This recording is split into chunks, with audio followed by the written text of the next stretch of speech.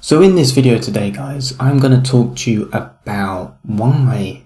Carl Jung's ideas are so confusing, and I'm going to try and simplify one of his concepts, such as shadow work, into something that's much more understandable. Because the main problem with people who are into this kind of content, form of psychology, is that people wrap themselves around this kind of cultish behaviour when it comes to trying to understand certain people through their terminology, because Jung, as a psychologist, his main skill, I would say, is in semantics. He's very good at using language effectively to illustrate his ideas, but that itself can be a negative and a disadvantage to people who are trying to understand him, or if you're trying to teach the principles of what he's trying to teach himself through his work, through examples of the concepts that he talks about. Because a lot of people who are into his stuff, they kind of just get wrapped up in this kind of occult, well, not a cult, but cultish kind of way of looking at life, and they're going on about, oh, you integrate the shadow with the anima and the animus in synchronicity with each other so that you can become whole, and then the individuated part of the self is released. It's like all this like fucking woo-woo rubbish, no one knows what you're talking about. So, except for the people that are like super ingrained in his stuff, which is like no one. So it's good to try and break these things down in this video. I'll just basically break down a fundamental idea of his, so that you can understand it better, basically, and get rid of this whole mystical side of it. I want to demystify all of this stuff so that it's understandable for the majority of people. So how do we practically approach the idea of shadow work without getting confused? Because most people get confused with this type of stuff, including myself. So real practical shadow work is the act of confronting the validity of conditioned beliefs that are in regards to our own personality, so that we can develop and maintain mental security with regards to our own self-understanding. It's about questioning the things in which we have conditioned ourselves to believe in about ourselves, so that we can develop self-awareness and an understanding of real truth with regards to ourselves, instead of believing in lies that we have been told or conditioned to believe. So just like we have logical fallacies in philosophy, reason and intelligence, we also have logical fallacies, cognitive distortions that exist within our own mind and psyche, that come about from trauma and life experiences we have endured, which muddy our own ability to self-reflect with clarity and true understanding. The mud, you could say, that stains our own ability to see ourselves clearly are the things we avoid and therefore cast into our personal shadow, as Jung calls it, because the content is either unpleasant or uncomfortable for our own egos and personas to observe. Most of the time, shadow content, as Jung would call it, is maintained through cognitive distortion, I believe, and mental filtering in relation to our chosen perception of self-belief, how we choose to see ourselves. The cognitive distortions we use and the mental filtering methods we use to avoid certain content about ourselves, about our own experiences of reality, how we can be reactive, how we can be avoidant, how we can be all these types of ways through behavior. That is because we are avoiding certain forms of the shadow that we don't want to encounter, because we are, for some reason, embarrassed by it,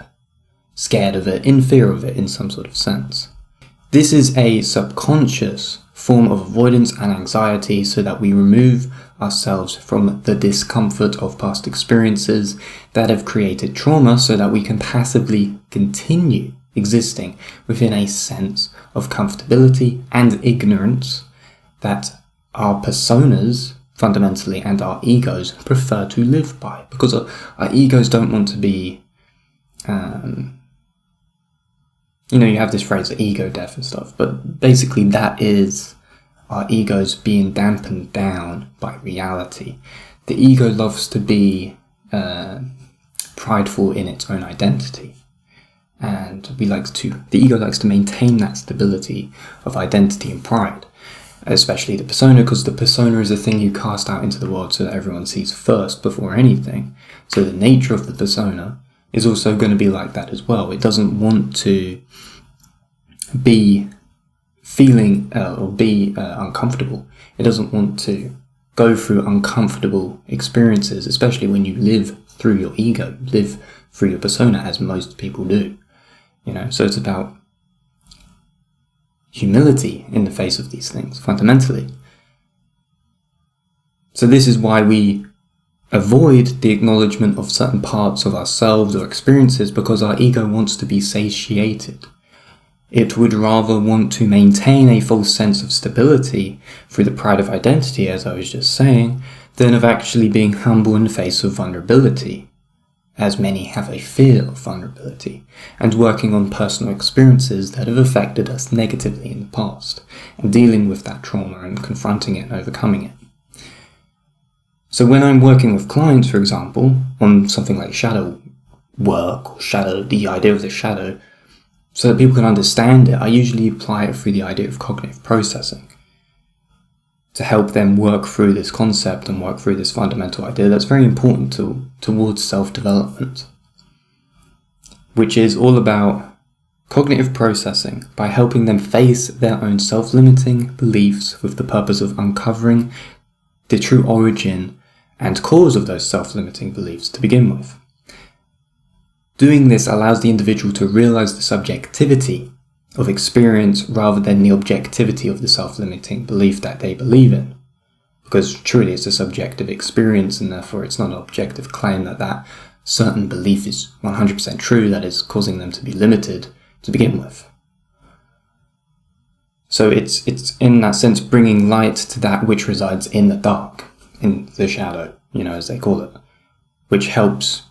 overcome the subconscious process of mental filtering, of cognitive distortion, which limits someone's own self-perceived capability, potential, and capacity for life and for what they could possibly do in the future, or living up to their ideals and their vision of themselves that they want to be. So that's a way of looking at it. And one way I kind of work with people on shadow work is through cognitive processing methods within psychology, which you could say the therapist would call cognitive behavioral therapy, so CBT. Most of those methods are very, very good because you're applying reason and logic in the same way that you would apply to kind of the intellectual world towards yourself with regards to the idea of mental filtering, cognitive distortions, and trying to understand logical fallacies that you maintain within your own mind in relation to past experiences, and understanding where those past experiences come from, or where they originate from, and how those in your kind of subconscious mind are being used to validate the certain beliefs that you tell yourself that lead you into being restrained, or lead you into seeing yourself in the mirror as a certain form that isn't 100% true to who you truly are. So that's a good way of trying to describe shadow work, is to try and clear the stains from the mirror in which you see yourself from, by being true, by being honest, by being vulnerable with yourself through self-awareness, comprehension, journaling, working on stuck points where there's certain thoughts that you believe are true to you, which are actually simply just forms of mental filtering or forms of cognitive distortion or self-limiting belief, fundamentally. So I hope that gives you a kind of a way of looking at it that isn't confusing, that is kind of straightforward, because a lot of this stuff is very occult, mystical,